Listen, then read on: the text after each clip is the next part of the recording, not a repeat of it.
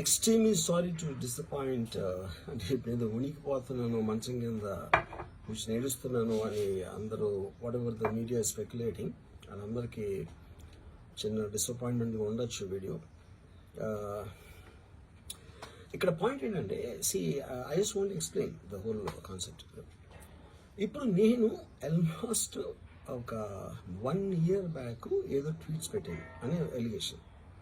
ఆ ట్వీట్స్ ఎవరో మనోభావాలు దెబ్బతిన్నాయి.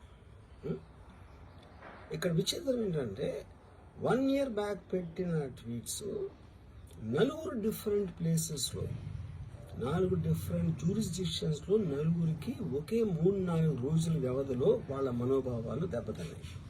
వాళ్ళు ఆ పరంగా కంప్లైంట్ ఇవ్వడం, కేసులు పెట్టడం జరిగింది. ఇక్కడ పాయింట్ 1, ఎవరి మీద అయితే నేను పెట్టానని వాళ్ళు చెప్తున్నారో వాళ్ళకి లేదు, ఎవరో థర్డ్ పార్టీ, అసలు సంబంధం లేనివాడు.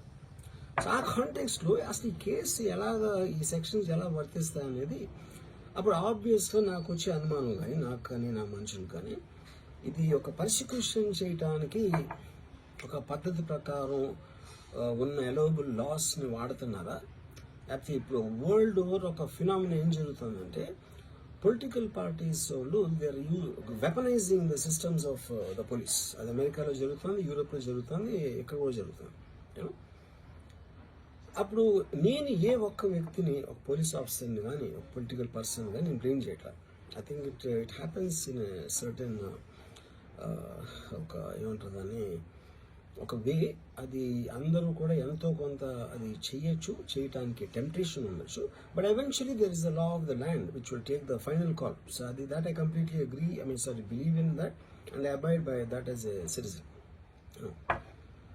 సో ఇప్పుడు ఇక్కడ జరిగింది ఏంటి, నాకు ఒక నోటీస్ వచ్చింది, నేను ఒక రిప్లై ఇచ్చాను, ఫలానా చోట ఫలానా తారీఖు నేను వస్తాను.